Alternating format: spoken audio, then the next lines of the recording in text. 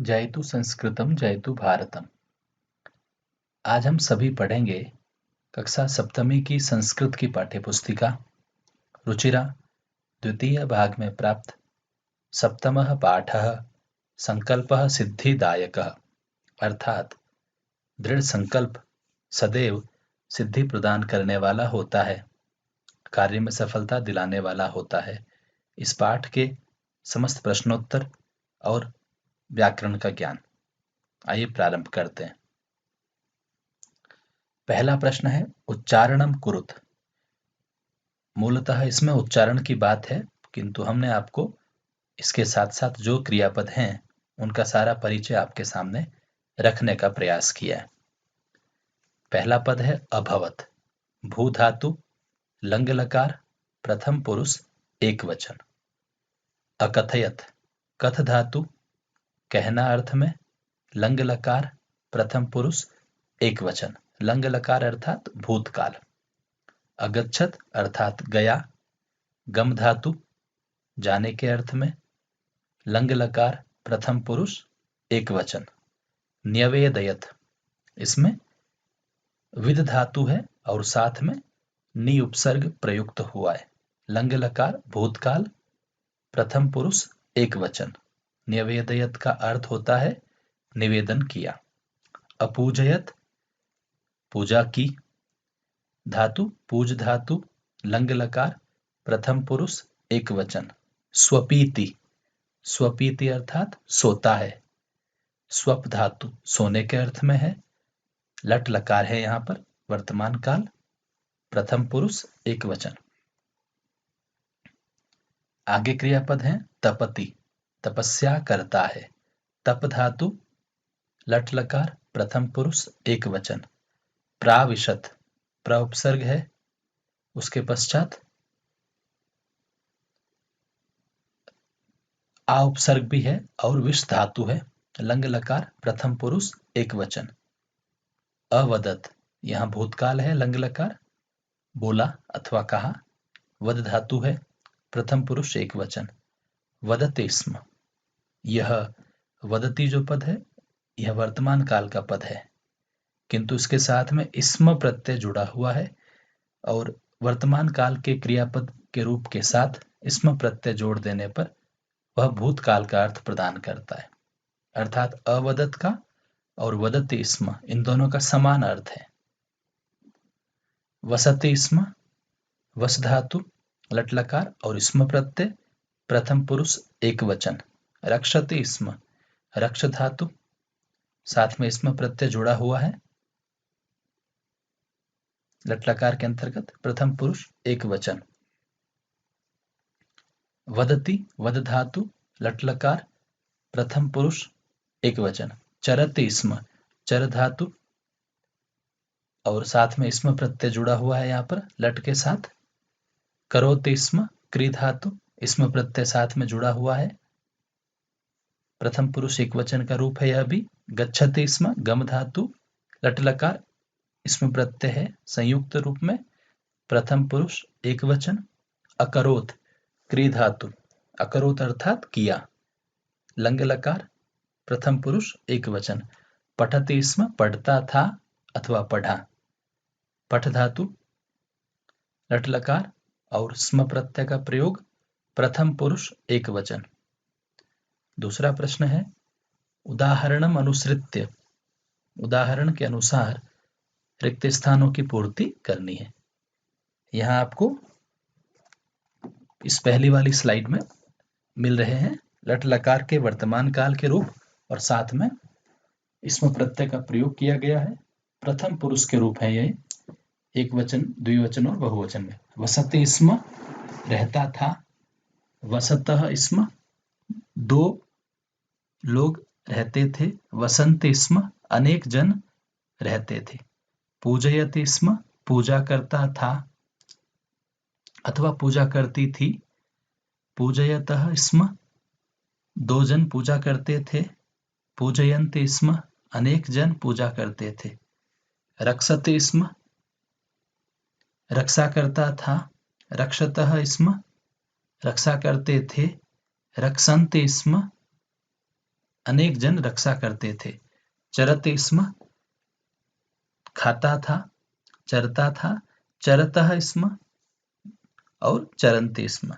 करोते स्म करता था अथवा किया, कुरुतः स्म दो लोगों ने किया, कुर्वन्ते स्म बहुवचन का रूप हुआ। आगे है, यहां पर लंग लकार के अंतर्गत भूतकाल का जो रूप है उसके प्रथम पुरुष के रूप दिए हुए हैं विभिन्न धातुओं के। अकथयत कहा, अकथयताम दो लोगों ने कहा, अकथयन अनेक जन ने कहा। अगला है अपूजयत पूजा की, अपूजयताम दो जन ने पूजा की, अपूजयन अनेक लोगों ने पूजा की। अरक्षत रक्षा की, अरक्षताम दो लोगों ने रक्षा की, अरक्षण अनेक लोगों ने रक्षा की। अब बात करते हैं मध्यम पुरुष की। मध्यम पुरुष के यहाँ एक वचन, द्विवचन और बहुवचन के रूप दिए हुए हैं और ये मध्यम पुरुष के जो कर्ता होते हैं एक वचन का वो होता है त्वम, द्विवचन का कर्ता युवाम और बहुवचन का कर्ता होता है यूयम। त्वम अर्थात तुम, युवाम अर्थात तुम दोनों, यूयम अर्थात तुम सब। अवसह तो इसका कर्ता भी आप ध्यान रखिए त्वम ही होगा, तुम रहे। वश धातु निवास करने के अर्थ में आती है। युवयोः अवसतम तुम दोनों रहे, यूयम अवसन तुम सब रहे।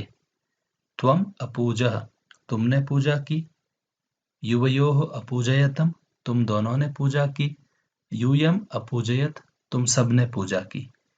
अचरः तुम ने खाया, अचरतम तुम दोनों ने खाया और अचरत तुम सब ने खाया अथवा तुम सब घूमे, क्योंकि चर धातु विचरण करने के अर्थ में भी आती है।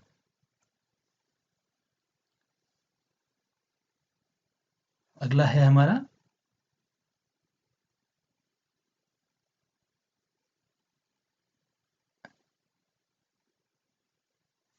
प्रश्नानाम् उत्तराणि एकपदेन लिखत। तपः प्रभावात के सखायः जाता।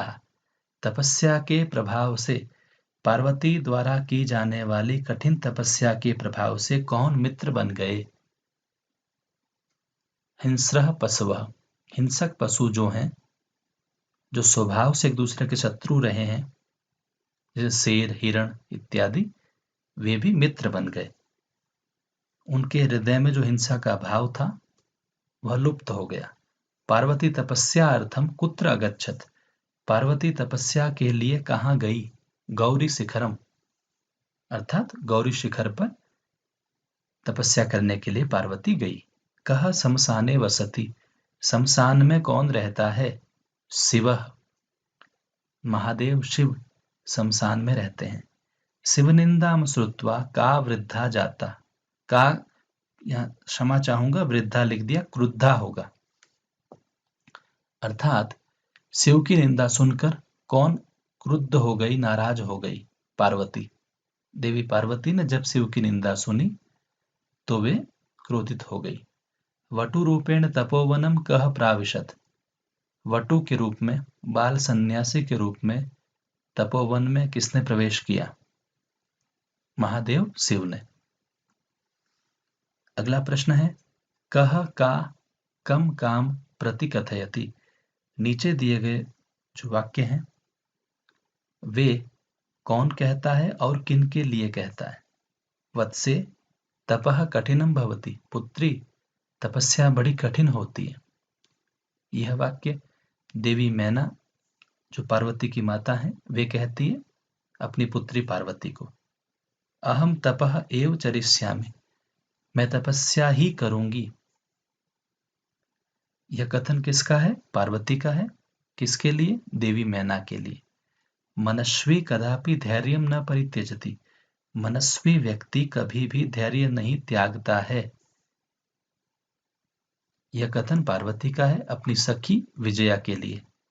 अपर्णा इति नामना त्वं प्रथिता। अपर्णा अर्थात जो पहले पत्ते खा करके, पेड़ों से स्वयं गिरे हुए पत्ते खाकर जीवित रहती थी, और बाद में उसने उनको भी खाना बंद कर दिया। तब से पार्वती का नाम अपर्णा हुआ। अपर्णा, इस नाम से तुम प्रसिद्ध हो, विख्यात हो। यह किसका कथन है? पार्वती की सखी विजया का। किसके लिए? पार्वती के लिए। पार्वती, प्रीतो अस्मि तव संकल्पेन। हे देवी पार्वती, अहम तव संकल्पेन प्रीतः अस्मि। मैं तुम्हारे संकल्प से अत्यंत प्रसन्न हूं। यह कथन महादेव शिव का है पार्वती के लिए। शरीरम आद्यम खलु धर्म साधनम। आद्यम धर्म साधनम, सबसे प्रथम जो धर्म का साधन है वह हमारा शरीर है। यदि शरीर स्वस्थ रहेगा तभी हम धर्म के कर्म करने में समर्थ हो पाएंगे। यदि शरीर स्वस्थ नहीं होगा तो हम किसी भी प्रकार का धार्मिक कार्य संपन्न नहीं कर पाएंगे। यह कथन भगवान शिव जो सन्यासी के रूप में है उनका है। तो वटु ने कथन ये कहा है पार्वती के लिए, अहम तव क्रीत दासः अस्मि। मैं तुम्हारे द्वारा क्रीत अर्थात खरीदा गया दास हूं। तुमने अपनी तपस्या से मानो मुझे खरीद लिया है। यह कथन महादेव शिव का है देवी पार्वती के लिए। अगला है, पार्वती क्रुद्धा सती किम अवदत। पार्वती गुस्सा होकर, क्रोधित होकर क्या बोली? पार्वती क्रुद्धा सती अवदत, पार्वती क्रोधित होकर बोली, अरे वाचाल, अरे दुष्ट। वाचाल अर्थात बहुत अधिक बोलने वाला। अपसर, दूर चले जाओ, दूर हट जाओ। जगति, इस संसार में, कह अपि, कोई भी व्यक्ति, शिवस्य अर्थात महादेवस्य, शिवस्य महादेव शिव का, यथार्थम स्वरूपम न जानाति, यथार्थ स्वरूप अथवा वास्तविक स्वरूप नहीं जानता है। यथा त्वम असि, जैसे तुम हो, तथैव वदसि, वैसे ही तुम बोल रहे हो, इसीलिए तुम शिव की निंदा कर रहे हो। दूसरा प्रश्न है, कह पाप भाग भवति। पाप का भागीदार कौन होता है? किसको पाप का दोष लगता है? उत्तर है, यह निंदाम करोति, जो व्यक्ति निंदा करता है, सत्पुरुषों की निंदा करता है, महापुरुषों की निंदा करता है, सह तु पाप भाग भवति एव, वह तो पाप का भागीदार होता ही है। अपितु यह शृणोति, जो निंदा सुनता है, सो अपि पाप भाग भवति, निंदा को सुनने वाला भी पाप का भागीदार होता है। पार्वती किम कर्तुम ऐच्छत, पार्वती ने क्या करने की इच्छा की? पार्वती तपस्याम कर्तुम ऐच्छत, पार्वती ने तपस्या करने की इच्छा की। पार्वती कया साकम गौरी शिखरम गच्छति, पार्वती किसके साथ गौरी शिखर जाती है? पार्वती विजया साकम गौरी शिखरम गच्छति, पार्वती अपनी सखी विजया के साथ गौरी शिखर पर तपस्या करने के लिए जाती है। अगला है, मंजूषातः पदानि चित्वा समानार्थक पदानि लिखत। इसको हमें इस बॉक्स में से समानार्थक पद लिखने हैं। पहला पद है शिलायाम, जिसका पर्यायवाची पद है प्रस्तरे अर्थात चट्टान पर। पशवः जंतवः, अर्थ है अनेक पशु। अम्बा, माता अर्थात मां। नेत्राणि नयनानि, आंखें। तूषणिम, मौनम अर्थात चुप अथवा मौन। अगला है, उदाहरण के अनुसार पद रचना कुरुत। वसते स्म, अवसत, ये दोनों समानार्थक पद हैं। दोनों का अर्थ है रहता था अथवा रहा। पश्यति स्म अथवा अपश्यत, देखा। तपते स्म अथवा अतपत, तपस्या की। चिंतयति स्म अथवा अचिंतयत, सोचा अथवा चिंतन किया। वदति स्म अथवा अवदत, बोला। गच्छति स्म अथवा अगच्छत, गया। लट्लकार वर्तमान काल के क्रियापद के पश्चात स्म प्रत्यय का प्रयोग करने पर वर्तमान काल का क्रियापद भूतकाल का अर्थात लंग लकार का अर्थ प्रकट करता है। उदाहरण वसति अर्थात रहता है, किंतु वसति स्म रहता था।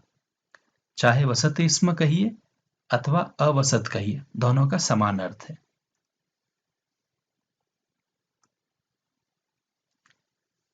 इसी प्रकार के कुछ उदाहरण और है। अलिखत, लिखा अथवा लिखति स्म, दोनों का अर्थ एक ही है, लिखा। अकथयत, कथयति स्म, कहा। अनयत, नी धातु है ले जाने के अर्थ में, नयति स्म, ले गया। अपठत, पठति स्म, पढ़ा। अधावत, धावति स्म, दौड़ा। अहसत, हसति स्म, हंसा। लंग लकार भूतकाल के क्रियापद और लट लकार के क्रियापद के पश्चात इसमें प्रत्यय का प्रयोग करने पर दोनों क्रियापद भूतकाल का अर्थ प्रकट करते हैं। अर्थात केवल क्रियापद भूतकाल का है, लंग लकार में है, और दूसरा क्रियापद जो वर्तमान काल का है उसके साथ स्म लगा हुआ है, तो दोनों का समान अर्थ होगा। अलिखत बराबर लिखा, लिखत स्म का अर्थ भी है लिखा। तो हम अपेक्षा करते हैं कि आपको यह प्रयास ठीक लगा होगा।